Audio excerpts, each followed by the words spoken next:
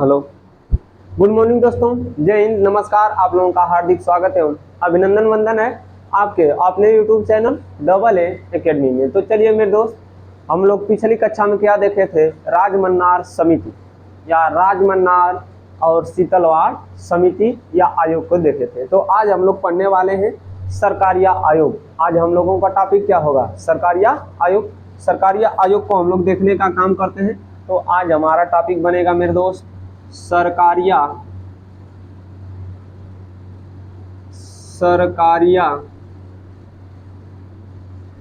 आयोग। सरकारिया आयोग के बारे में अध्ययन करेंगे कि सरकारिया आयोग था क्या। तो इससे यह पता चलता है कि यह एक समिति थी। सरकारिया आयोग, पहली बात इसके देखते हैं कि सरकारिया आयोग का गठन कब किया गया था। तो सरकारिया आयोग का जो आपका गठन हुआ था, सरकारिया आयोग का गठन 1983 ईस्वी में हुआ था। सरकारिया आयोग का गठन कब हुआ था? 1983 ईस्वी में। और सरकारिया आयोग ने अपनी रिपोर्ट कब प्रस्तुत की? तो इसने अपनी रिपोर्ट प्रस्तुत की थी 1987 और 1988 ईस्वी में। इन्होंने सरकारिया आयोग ने अपनी रिपोर्ट कब प्रस्तुत की थी? तो सरकारिया आयोग ने अपनी रिपोर्ट प्रस्तुत की थी 1987 और 1988 में। जो सरकारिया आयोग है, एक व्यक्ति से सरकारिया, एक व्यक्ति कौन थे? सरकारिया। और इस सरकारिया के नाम पर ही इस आयोग का नाम पड़ गया। तो सरकारिया कौन थे? तो सरकारिया सुप्रीम कोर्ट के न्यायाधीश थे। सरकारिया कौन थे? सुप्रीम कोर्ट के न्यायाधीश थे। सुप्रीम कोर्ट के न्यायाधीश सरकारिया जी के नाम पर इसका नाम रखा गया सरकारिया आयोग। अब देखिए, इन्होंने परामर्श दिया। इन्होंने क्या दिया था? परामर्श दिया या अपनी राय प्रस्तुत की। अपनी राय या परामर्श इन्होंने किस पर प्रस्तुत की थी? तो इसको देखने का काम करते हैं। तो सरकारिया आयोग ने अपना परामर्श पहला क्या दिया था? इन्होंने अपना परामर्श पहला दिया था कि केंद्र का शक्तिशाली होना, केंद्र का क्या हो? शक्तिशाली होना।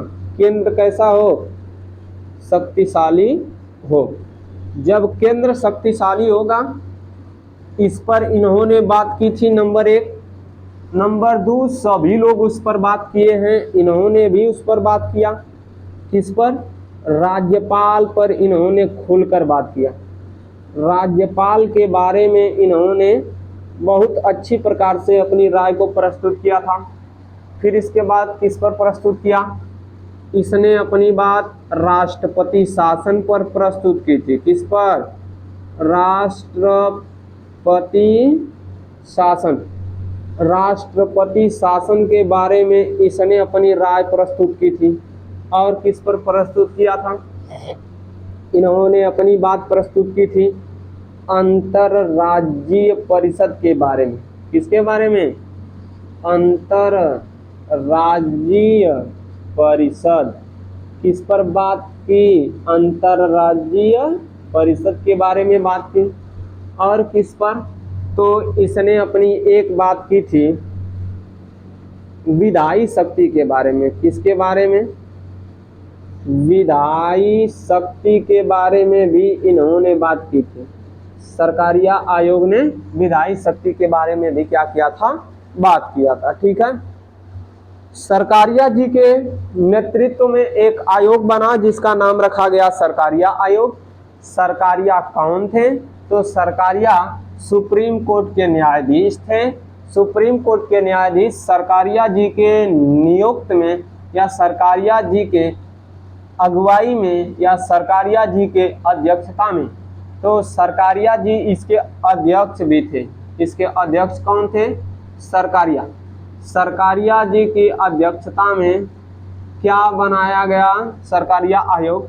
गठन हुआ 1983 में।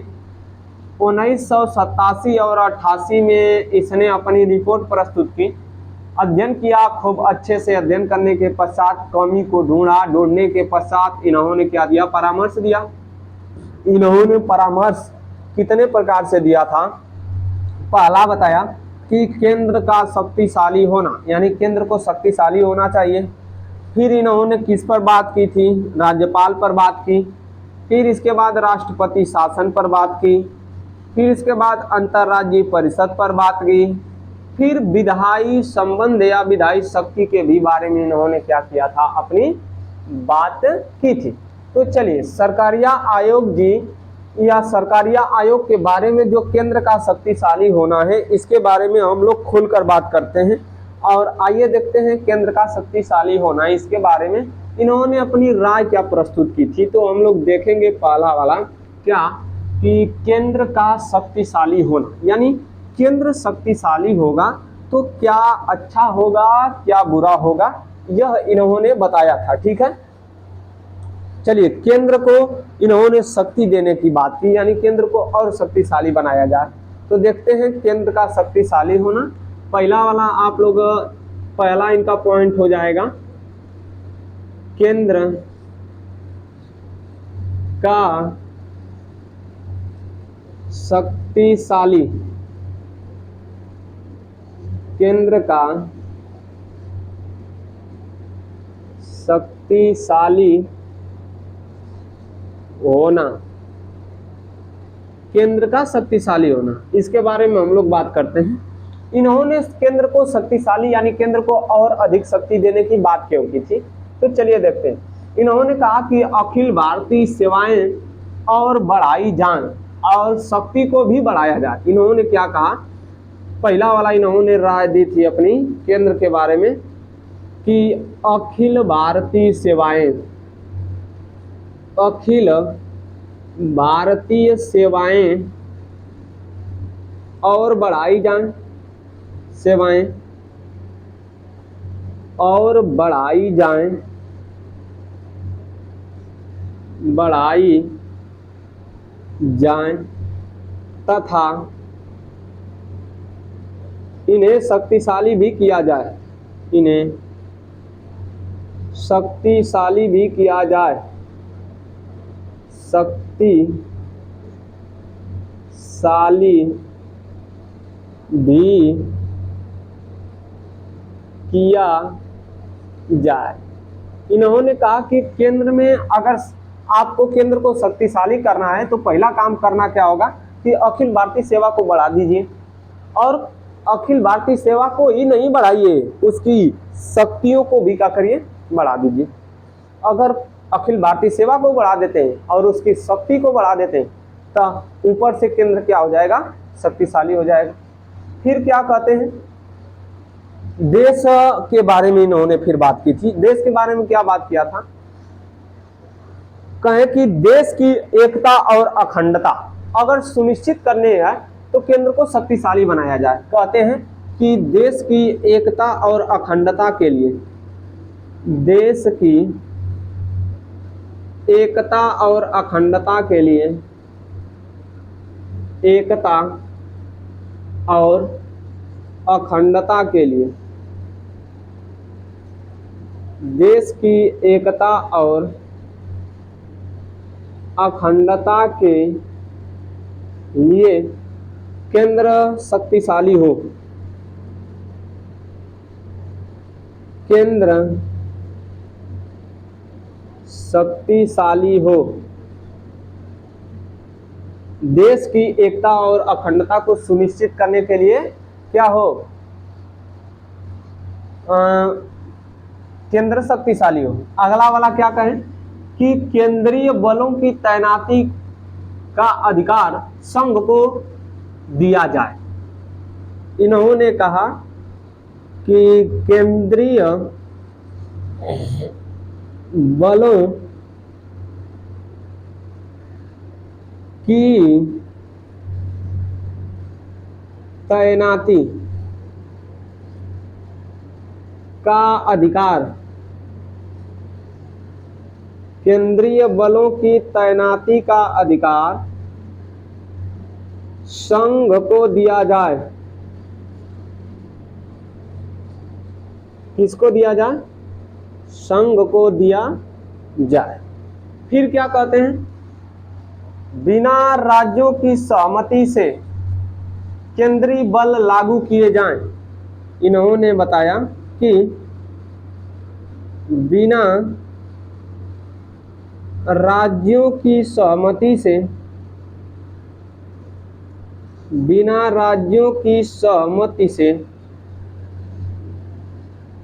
भी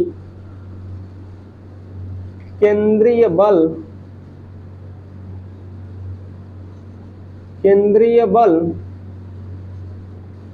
लगा दिया जाए। केंद्रीय बल लगा दिया जाए। अगला बात क्या इन्होंने बताई? फिर कहे कि राज्यों का जो पुनर्गठन किया जाता है, ध्यान से सुनिए। इन्होंने कहा कि राज्यों के पुनर्गठन की शक्ति में, इन्होंने बताया राज्यों के पुनर्गठन की शक्ति में, राज्यों के पुनर्गठन की शक्ति में कोई परिवर्तन नहीं किया जाए। कोई भी परिवर्तन नहीं किया जाए। यानी जो किया जाए, जो राज्यों के पुनर्गठन के लिए शक्ति निर्धारित की गई है या नियम निर्धारित किया गया है, उसमें कोई परिवर्तन नहीं किया जाए। यह केंद्र राज्य संबंध में जो आपका सरकारिया आयोग है, सरकारिया आयोग ने केंद्र के बारे में बात बताई कि अगर केंद्र को शक्तिशाली करना है तो आपके पास क्या क्या करना होगा। कहा कि अखिल भारतीय सेवाओं को और बढ़ा दिया जाए तथा इन्हें शक्तिशाली कर दिया जाए। पहला बात बताया। दूसरा बताया कि देश की एकता और अखंडता के लिए केंद्र को शक्तिशाली बनाया जाए। अगर आप देश की एकता और अखंडता को सुनिश्चित करना चाहते हैं कि देश की एकता और अखंडता बनी रहे, तो केंद्र को क्या कर दिया जाए? शक्तिशाली कर दिया जाए। फिर इन्होंने बताया कि केंद्रीय बलों की तैनाती का अधिकार संघ को दे दिया जाए। फिर कहते हैं कि बिना राज्यों की सहमति से भी केंद्रीय बल को लगा दिया जाए या लागू कर दिया जाए। राज्यों की पुनर्गठन की शक्ति में कोई भी परिवर्तन नहीं किया जाए। यह तो बात थी केंद्र को लेकर। अब राज्यपाल को लेकर इनकी बात क्या है, इसके बारे में देखते हैं। तो चलिए इसको मिटाते हैं। राज्यपाल को लेकर इन्होंने अपनी राय क्या दी थी, उसको देखने का काम करते हैं। राज्यपाल को लेकर इन्होंने अपनी क्या राय प्रस्तुत की या क्या विचार दिया था, क्या परामर्श दिया था, उसको देखने का काम करते हैं। तो जल्दी से हम लोग देखेंगे अब राज्यपाल को लेकर क्या हो गया। चलिए देखते हैं राज्यपाल को लेकर इन्होंने क्या बात कही थी। तो पीछे जो शीतलवाड़ और राजमन्नार ने बात कही थी, उनकी कुछ बातें इनमें मिलती हैं। चलिए देखते हैं राज्यपाल के बारे में इन्होंने क्या बात कहा था।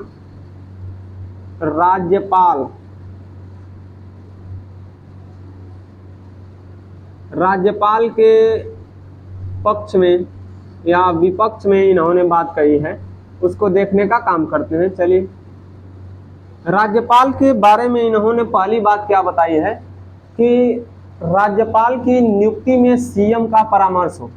राज्यपाल के बारे में बताया कि जब राज्यपाल को नियुक्त किया जाए, राज्यपाल की नियुक्ति में, राज्यपाल की नियुक्ति में सीएम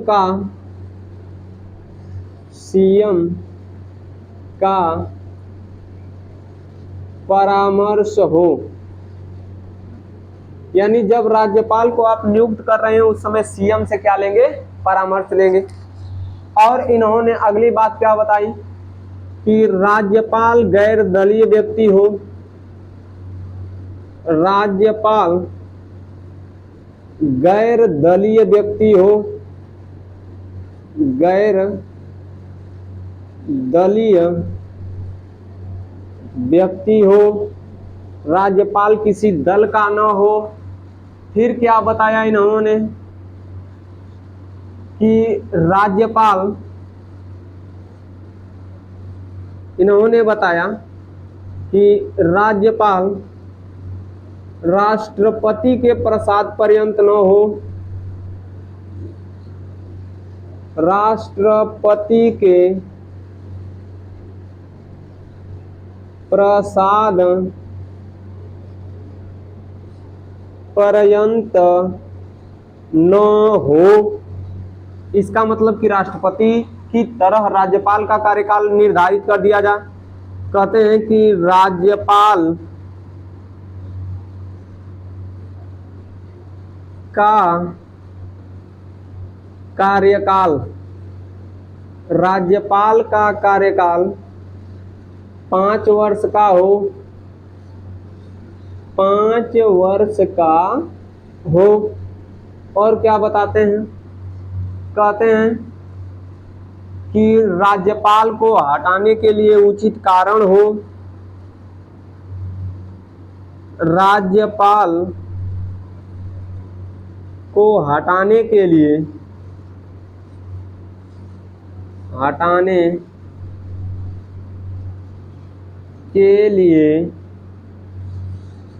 उचित कारण हो, उचित कारण हो। फिर क्या बताएं,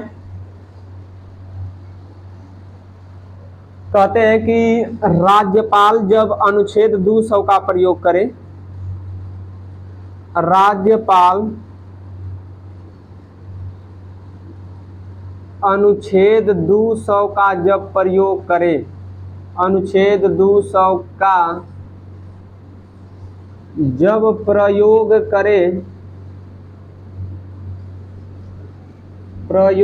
करे तो उस समय भी उचित कारण हो, इना कि जैसे मन तैसे उचित कारण हो। किसी भी विधेयक को रोकने के लिए हम क्या कर दें, अनुच्छेद 200 का प्रयोग कर दें। ठीक है, जल्दी से स्क्रीनशॉट बनाइए। हो गया। चलिए एक और बात बताते हैं राज्यपाल के लिए, कि राज्यपाल के बारे में एक और बात क्या बताई गई। इन्होंने बताया कि जो विधानसभा में, ध्यान से सुनिए, विधानसभा में यदि सरकार बहुमत से बनी है ना, विधानसभा में बहुमत की सरकार,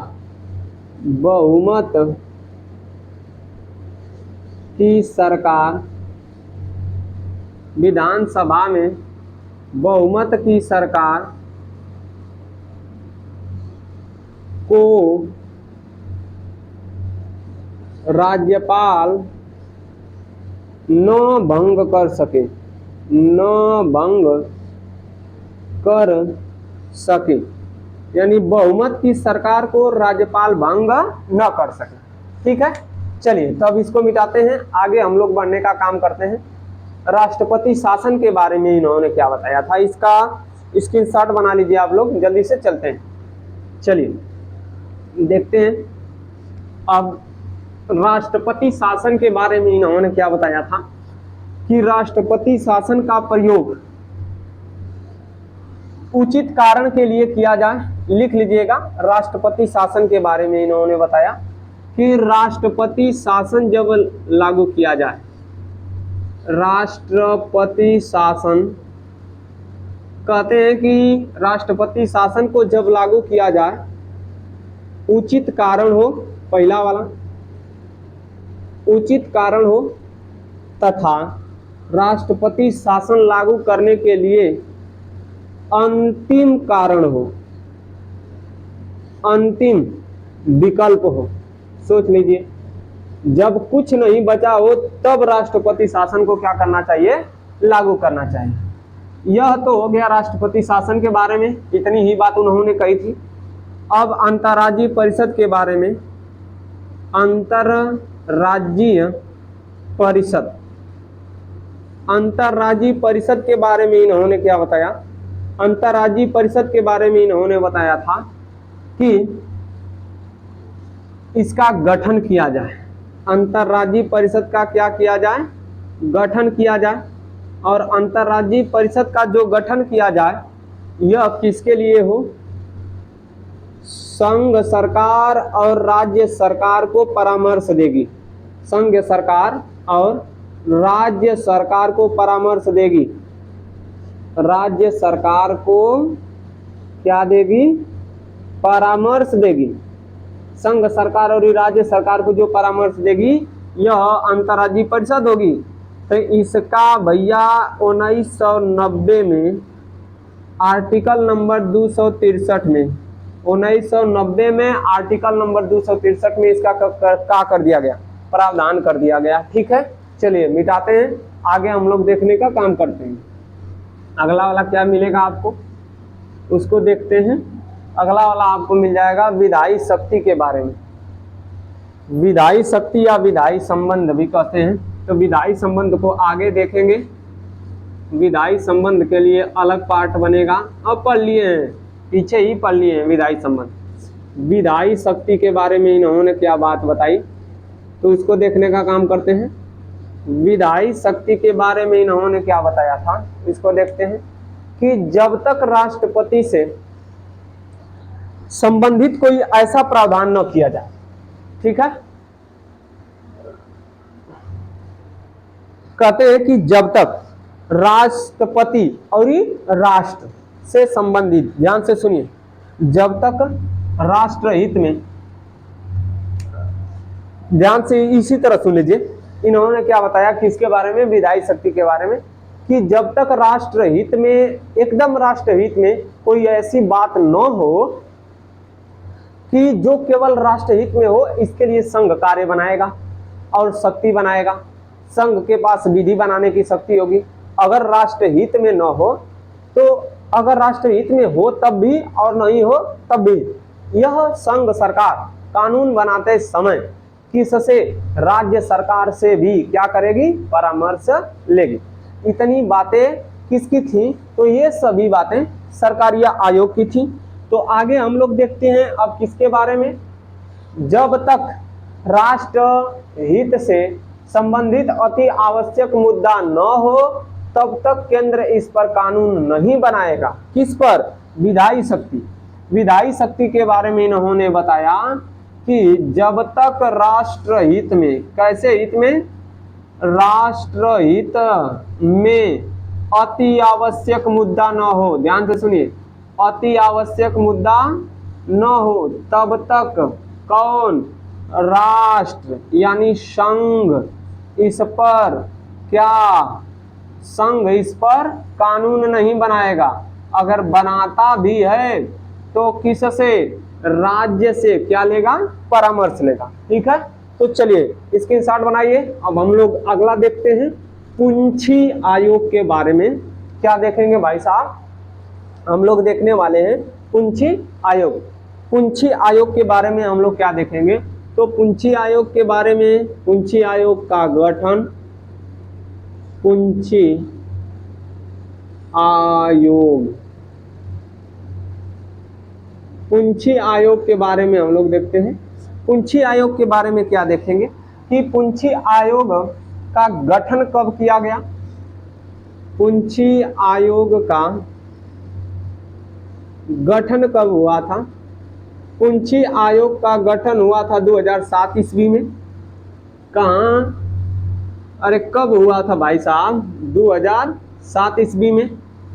इन्होंने अपनी रिपोर्ट कब प्रस्तुत की थी, पुंछी आयोग ने अपना रिपोर्ट प्रस्तुत किया था 2010 ईस्वी में। ठीक है, तथा पुंछी आयोग के अध्यक्ष कौन थे, पुंछी आयोग के अध्यक्ष कौन थे, तो पुंछी आयोग के अध्यक्ष थे मदन मोहन पुंछी। पुंछी आयोग के अध्यक्ष थे मदन मोहन पुंछी। पुंछी आयोग के अध्यक्ष कौन थे, मदन मोहन पुंछी। अब देखिए ध्यान से सुनिए, ये अध्ययन किसका किए थे, ध्यान से सुनिए। यह भी क्या करने के लिए, परामर्श देने के लिए, ध्यान से सुनिए। यह भी किसके लिए बनाया गया आयोग, परामर्श देने के लिए बनाया गया। ध्यान से सुन लीजिए भाई साहब, परामर्श देने के लिए यह आयोग बनाया गया। 2007 में अपना परामर्श दिया, 2010 में इसके अध्यक्ष कौन थे, मदन मोहन पुंछ। यह परामर्श देने के लिए किसका किसका अध्ययन की थी, यह आयोग किसके किसके बारे में जानकारी अर्जित किया था। तो पहला वाला ध्यान से सुनिए, यह सरकारिया आयोग, जो पीछे देख लिए, इन्होंने सरकारिया आयोग का अध्ययन किया, सरकारिया आयोग का अध्ययन किया था।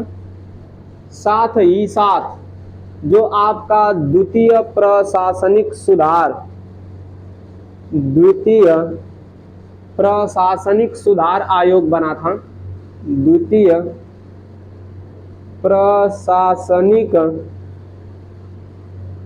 सुधार आयोग बना था, द्वितीय प्रशासनिक सुधार आयोग बना था, इसका अध्ययन किया। साथ ही इन्होंने संविधान संचालन, संविधान संचालन और समीक्षा, और समीक्षा, संविधान संचालन और समीक्षा आयोग की रिपोर्ट का भी अध्ययन किया। संविधान संचालन और समीक्षा रिपोर्ट की अध्ययन की किसने, मदन मोहन पुंछी की अध्यक्षता में पुंछी आयोग ने। देखिए, मदन मोहन पुंछी की अध्यक्षता में जो पुंछी आयोग बना, सरकारिया आयोग की बातों का अध्ययन किया, द्वितीय प्रशासनिक सुधार आयोग का अध्ययन किया, संविधान संचालन और समीक्षा आयोग की रिपोर्ट का अध्ययन किया। अब इसके पश्चात, ठीक है, इन्होंने अपना क्या प्रस्तुत किया, परामर्श। इन्होंने अपना परामर्श जो प्रस्तुत किया, अब इसको हम लोग देखने का काम करते हैं कि इन्होंने अपना परामर्श क्या दिया था। इसको मिटाते हैं। अब पुंछी आयोग के जो परामर्श हैं, इसको देखने का काम करते हैं। तो पुंछी आयोग ने परामर्श क्या दिया था, तो अब देख लेते हैं। इन्होंने क्या बताया था, इन्होंने अपनी जो रिपोर्ट प्रस्तुत की थी, रिपोर्ट प्रस्तुत करने में इन्होंने आगे रखा था सहकारी संघवाद को रखा था। किसको रखा था, सहकारी संघवाद। इन्होंने अपनी पहली परामर्श दी थी किसके बारे में, सहकारी संघवाद के बारे में। मतलब समझिए, सहकारी संघवाद का मतलब होता है कि केंद्र सरकार और राज्य सरकार और उस राज्य के निवासी, उस राज्य के निवासियों के द्वारा बनाया जाए क्या, छोटा छोटा संघ, लेकिन किसके नियंत्रण में, केंद्र और राज्य के नियंत्रण में बनाया जाए, केंद्र और राज्य के नियंत्रण में बनाया जाए। और यह क्या हो, काम करे, यह क्या करे, काम करे। और काम कैसा करे, तो काम अपने हित से जुड़ा हुआ काम करे। और जब हित से जुड़ा हुआ काम करेगा तो वही प्रक्रिया सहकारी संघवाद कहलाएगी। सहकारी संघवाद में प्राथमिकता किसकी होती है, संघ सरकार और राज्य सरकार, साथ में उस देश के निवासी तथा राज्य के निवासी, या कह सकते हैं कि उस देश के नागरिकों की। अब हम लोग किसके बारे में देखेंगे, राज्यपाल के बारे में।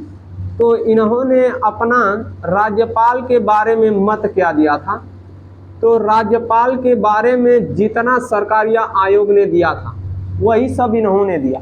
राज्यपाल के बारे में इन्होंने क्या कहा, राज्यपाल के बारे में इन्होंने कहा कि वह उस राज्य का व्यक्ति न हो जिस राज्य में गठन किया जाना हो उसका, या उसको नियुक्त किया जाना हो। अब फिर कहा कि जब राज्यपाल को गठित किया जाना हो, राज्यपाल को नियुक्त किया जाना हो, तब परामर्श ली जाए। किसकी? उस राज्य के सीएम की परामर्श ली जाए। फिर कहें कि अब जो हम लोग नियुक्त करेंगे इसको, यह क्षेत्रीय राजनीति से तटस्थ हो। क्या हो? क्षेत्रीय राजनीति से तटस्थ हो। फिर कहें कि यह निकट राजनीति से संबंध न रखता हो। फिर कहते हैं कि वह राज्य से बाहर का व्यक्ति हो। इन्होंने बहुत बात कही थी, इसको हम लोग देखने का काम करते हैं। क्या कहते हैं?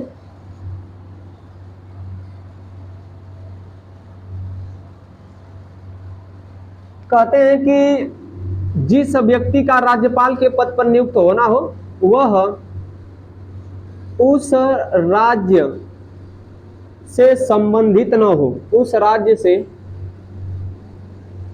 संबंधित न हो।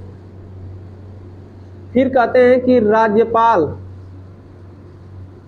की नियुक्ति में, राज्यपाल की नियुक्ति में सीएम का परामर्श हो। राज्यपाल की नियुक्ति में किसका परामर्श हो? सीएम का। फिर कहते हैं कि क्षेत्रीय राजनीति से तटस्थ हो। फिर कहते हैं कि वह किसी राजनीतिक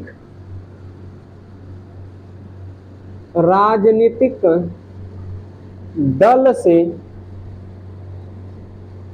संबंध न रखता हो,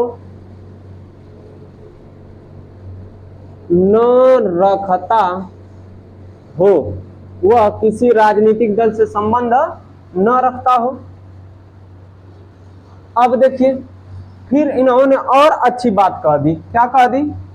कि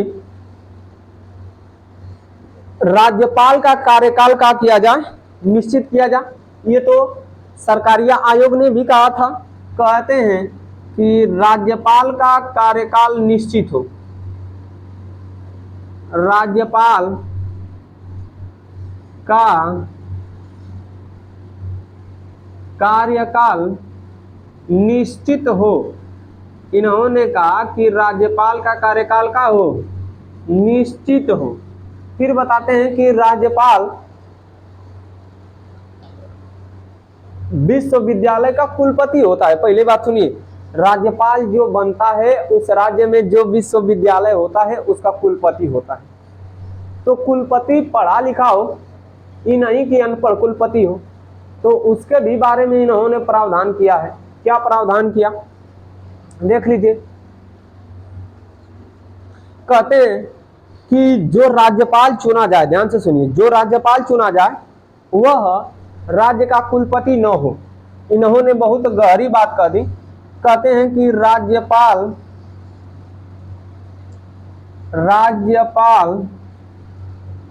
विश्वविद्यालय का कुलपति न हो। राज्यपाल विश्वविद्यालय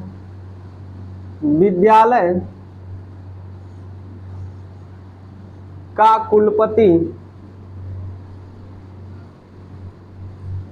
राज्यपाल विश्वविद्यालय का कुलपति न हो। और इन्होंने क्या कहा? फिर इन्होंने बताया, इसको मिटाते हैं फिर ऊपर लिखते हैं। इन्होंने क्या बताया था कि राज्यपाल की नियुक्ति के लिए एक समिति गठित की जाए। इन्होंने क्या कहा? कहा कि राज्यपाल की नियुक्ति के लिए एक समिति का गठन किया जाए। एक समिति का क्या किया जाए? गठन किया जाए। और उस समिति में कौन कौन होगा? तो उस समिति में प्रधानमंत्री, पीएम प्लस होम मिनिस्टर यानी गृह मंत्री, उसमें कौन होगा? प्रधानमंत्री होंगे, होम मिनिस्टर होंगे। फिर कहा कि उस राज्य का कौन होगा? सीएम होगा। फिर कहते हैं कि उप राष्ट्रपति होगा, ठीक है। फिर कहते हैं कि कौन होगा, स्पीकर होगा। कौन होगा? स्पीकर माने अध्यक्ष। इतने व्यक्तियों के द्वारा एक समिति बनाई जाए और समिति बनाने के बाद क्या किया जाए, राज्यपाल की नियुक्ति की जाए। किसने कहा था? तो यह पुंछी आयोग ने कहा था, ठीक है। अब देख लीजिए, इतनी तो बात इन्होंने राज्यपाल के बारे में कही थी। अब राष्ट्रपति के बारे में कहा था कि नहीं, उसको देखेंगे। लेकिन इन्होंने मुख्यमंत्री के भी बारे में बात कही थी। मुख्यमंत्री के बारे में क्या बात कही थी कि इन्होंने कहा था मुख्यमंत्री की नियुक्ति में क्या क्या बातें होनी चाहिए। तो अब देखिए, मुख्यमंत्री से जुड़े तथ्यों को देखते हैं। इन्होंने मुख्यमंत्री के बारे में भी बात कही। क्या बात कही थी, इसको देखने का काम करते हैं। मुख्यमंत्री के बारे में पहला वाला, मुख्यमंत्री को बताया कि बहुमत दल का नेता हो। पहला वाला इन्होंने क्या बताया, वह बहुमत दल का नेता हो। कहते हैं कि जो मुख्यमंत्री होगा क्या होगा, बहुमत दल का नेता होगा। अगला वाला बताया कि चुनाव से पूर्व यदि गठबंधन किया हो, चुनाव से पहले क्या किया हो, गठबंधन किया हो। कहते हैं कि यदि चुनाव से पहले, चुनाव से पूर्व किया गया गठबंधन, चुनाव से पूर्व किया गया गठबंधन, गठबंधन एक दल माना जाएगा, दल माना जाएगा। चुनाव से पहले यदि गठबंधन कर लिए तो वह क्या माना जाएगा, दल माना जाएगा। ये तो उन्होंने बहुमत की बात कही। कहते हैं कि अगर बहुमत न मिले तब क्या होगा, तो उसके बारे में देखते हैं। यदि बहुमत न मिले तब, तो बहुमत न मिलने की स्थिति में क्या बताएं, बहुमत न मिलने पर देखिए इन्होंने क्या बताया था, जब बहुमत न मिले तब उस समय क्या स्थिति होगी। बहुमत न मिलने पर, न मिलने पर, बहुमत न मिलने पर स्थिति नंबर एक, स्थिति नंबर एक क्या है, बहुमत न मिलने पर स्थिति। पहला इन्होंने बताया कि जो सबसे अधिक पाई है सीट, सर्वाधिक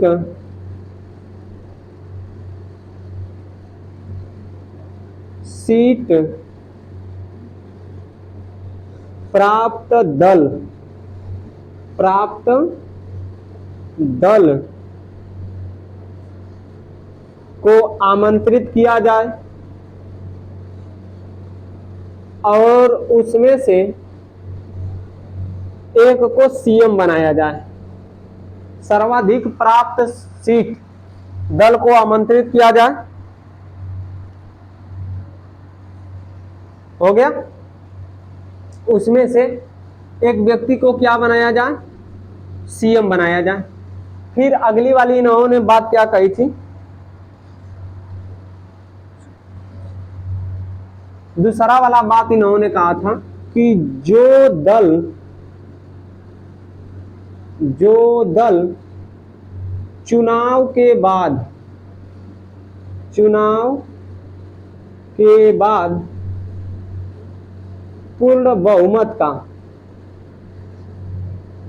पूर्ण बहुमत का दावा करें, पूर्ण बहुमत का क्या करें, दावा करें। किसके साथ, गठबंधन के साथ। किसके साथ, गठबंधन के साथ, और समर्थन करें। फिर कहते हैं कि चुनाव के बाद गठबंधन हो, चुनाव के बाद गठबंधन हो जिसमें सभी लोग का हो शामिल। यह था पुंछी आयोग की बात। किसके पक्ष में? तो आपके मुख्यमंत्री के पक्ष में बात थी। अगला वाला क्या बात है? समवर्ती सूची के विषय में। स्क्रीनशॉट बनाइए, आगे हम लोग देखते हैं। हो गया? चलिए अब हम लोग देखते हैं पुंछी आयोग की रिपोर्ट किस पर? समवर्ती सूची के विषय में। समवर्ती सूची के विषय में इन्होंने अपनी रिपोर्ट क्या प्रस्तुत की थी उसको देखने का काम करते हैं। समवर्ती सूची के विषय में अपनी रिपोर्ट इन्होंने क्या प्रस्तुत किया था, देखते हैं। पहला वाला, समवर्ती सूची के विषय में या समवर्ती सूची। समवर्ती सूची में क्या कहा था कि समवर्ती सूची पर जब राष्ट्रहित में अति आवश्यक हो, राष्ट्रहित में अति आवश्यक हो, अति आवश्यक हो तभी केंद्र कानून बनाए, तभी केंद्र कानून बनाए, तभी केंद्र क्या करें? कानून बनाए, और उसमें राज्य से भी परामर्श ले, और राज्य से भी परामर्श, राज्य से भी परामर्श ले। अगला क्या बन जाएगा कि हस्तांतरित विषय। दूसरा वाला इन्होंने बताया हस्तांतरित विषय, हस्तांतरित विषयों पर लचीला संबंध हो, लचीला संबंध हो। अब कहेंगे कि हस्तांतरित विषय कौन सा है? वन, शिक्षा, माप, तौल, बाट, ये सब कैसे विषय हैं? हस्तांतरित विषय। फिर कहें तीसरा वाला बताएं कि परस्पर हित वाले मामले, परस्पर हित वाले मामले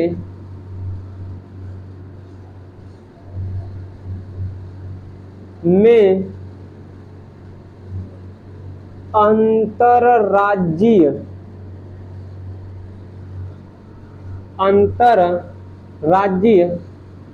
परिषद बनाई जाए, परिषद बनाई जाए और इसका परामर्श भी लिया जाए। अब इसके बाद देखते हैं अखिल भारतीय सेवा के बारे में इन्होंने क्या बताया। अखिल भारतीय सेवा के बारे में इन्होंने बताया कि अखिल भारतीय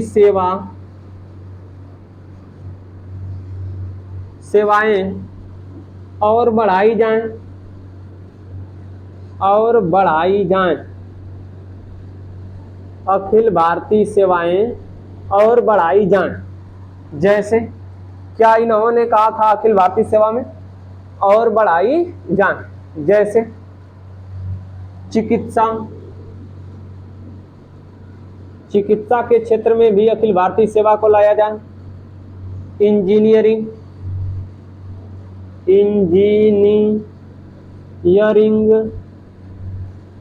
शिक्षा, चिकित्सा, इंजीनियरिंग, शिक्षा और किस क्षेत्र में आदि को शामिल किया जाए। यह अखिल भारतीय सेवा के बारे में है, यह समवर्ती सूची के बारे में है। पुंछी आयोग ने अपना रिपोर्ट प्रस्तुत किया था। तो चलिए जल्दी से अंतर्राज्यीय परिषद के बारे में हम लोग देखने का काम करते हैं। अंतर्राज्यीय परिषद के बारे में। अंतर्राज्यीय परिषद क्या है? अंतर्राज्यीय परिषद के बारे में हम बता दें, आपको पीछे पढ़ा दिए, कई बार जाकर देख लीजिएगा। राष्ट्रपति शासन के बारे में इन्होंने क्या बताया था, तो राष्ट्रपति शासन के बारे में इन्होंने कहा कि राष्ट्रपति शासन के बारे में इन्होंने अपनी राय दी थी। राष्ट्रपति शासन, राष्ट्रपति शासन के बारे में इन्होंने क्या बताया था, इन्होंने कहा था कि राष्ट्रपति शासन कम से कम, राष्ट्रपति शासन कम से कम समय तक लगाया जाए, कम से कम समय तक लगाया जाए। यह बात कहां से उभर कर आई थी, एगो वाद आया था, एस.आर. बोमईवाद, एस.आर. बोमईवाद।